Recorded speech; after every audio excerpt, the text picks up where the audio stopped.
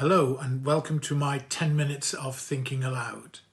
I'm excited to be sharing experiences, thoughts and ideas coming out of the COVID-19 crisis and its effects on education in its widest sense. None of it is as yet in-depth academic research, but all of it is real. Thank you to my friends at the National Research University Higher School of Economics in Moscow for their support in making this happen, and thank you to my youngest daughter Imogen for making it happen. I am very happy to be here with you.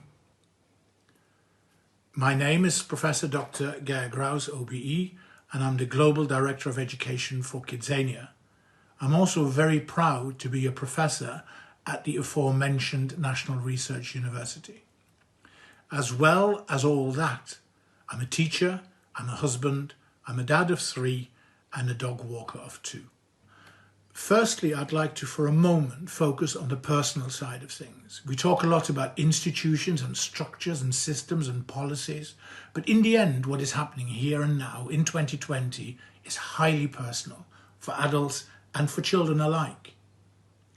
Self-isolating and lockdown all sound scary and a little Kafkaesque, but actually what it is, it's a bit strange and a bit lonely. And we're not made like this. Both my daughters, aged 14 and 24, have concluded that they can't wait to be back to normal, whatever normal may mean. They want to be with their contemporaries, with their friends. They've had enough of online. They want offline back, and I agree. And working from home was going to be the future. Well, they can keep it. There's a time and a place for all sorts of things, including working from home. And there can also be too much of a good thing, as the saying goes. I miss being with people, working with my colleagues and friends all over the world, speaking at events, big and small. And the same goes for my children. My little one wants to be at school, whilst my oldest one wants to be at work. And my son wants to be with his girlfriend. We're not meant to walk 2 meters apart. We're programmed to hug and hold hands. That's why it all feels a bit wobbly and sad for all of us, but I think especially for children.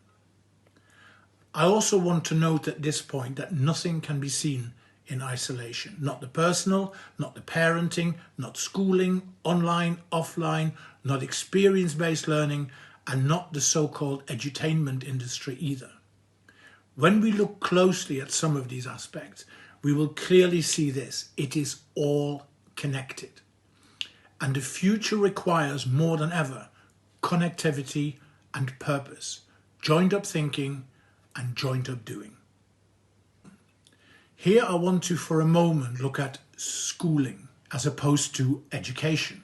Schooling being in most countries Monday to Friday, 192 or so days per year, 9 to 4 being taught, as opposed to education as in learning from cradle to grave and everywhere, mostly from experience.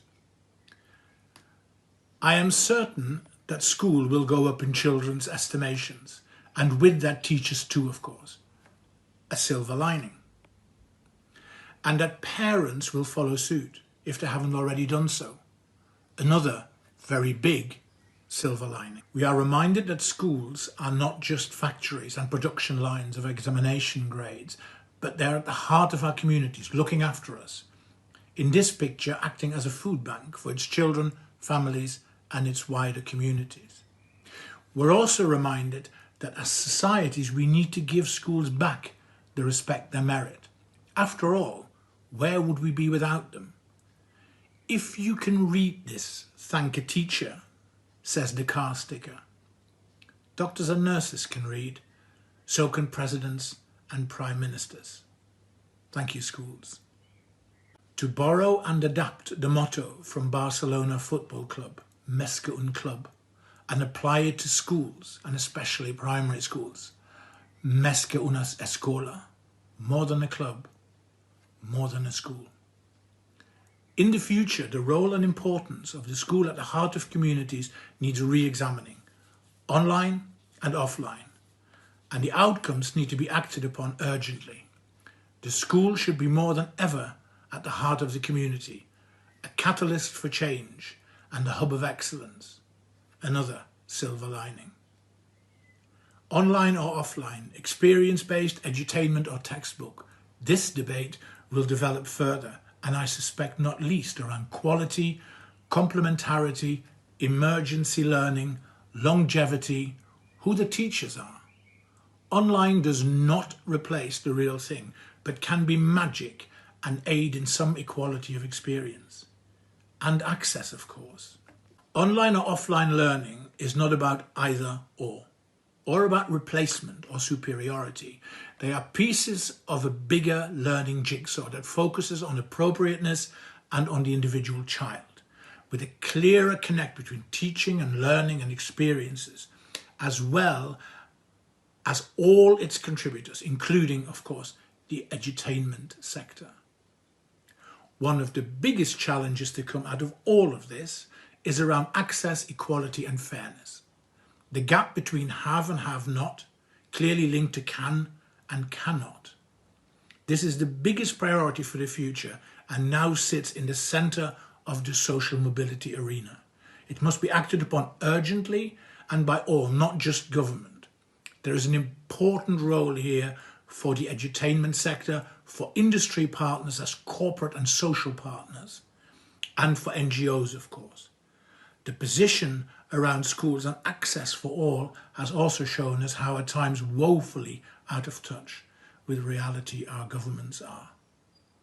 How will the learning out of school be affected, and how in the short term will we collectively bring back public confidence to take children out into the big wide world again? How will we clearer, better and with greater purpose connect between teaching, learning, online, offline and experiences? How in the case of Kidzania, for example, will we be even better and further reaching educationally for more children of all backgrounds in more places?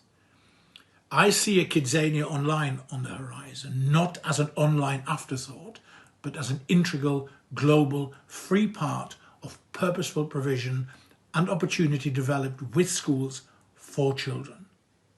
The online environment is also the third teacher. Should we not collectively now develop a minimum set of quality out-of-school experiences for all children, utilising the edutainment sector as a resource and a force for good?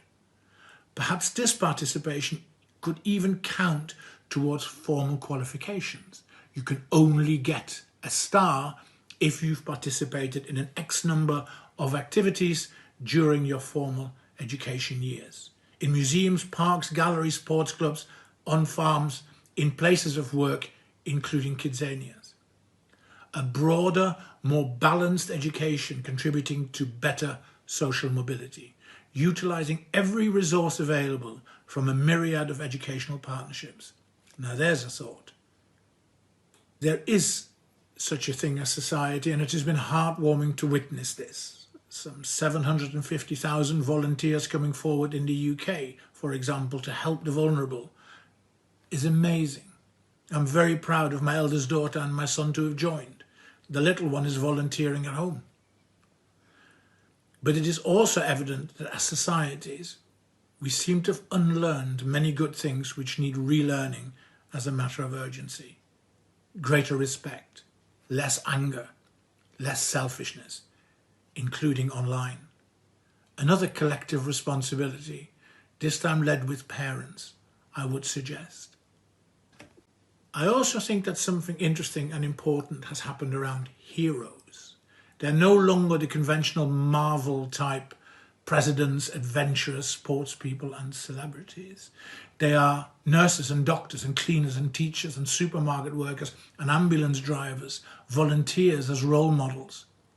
Let us just make sure that in 12 months' time we still remember that when the clapping has finished, the respect and recognition remain. We need a rethink of our schooling, including places, timetables, school days and holidays, and who can be teachers. We need to trust and have confidence in the educational professionals. This is the age of the expert.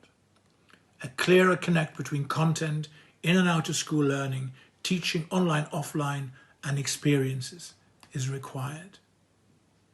The next three images speak for themselves. Schooling, education, and care are the responsibilities of all of us. Hope is always there, like a light at the end of a tunnel. And shortcuts lead to car crashes. Thank you for watching. Thank you for your time. And finally, in all of this, please remember who you are rather than what you are. It is more likely to bring out the best in you and everyone else, including, of course, our children. Thank you.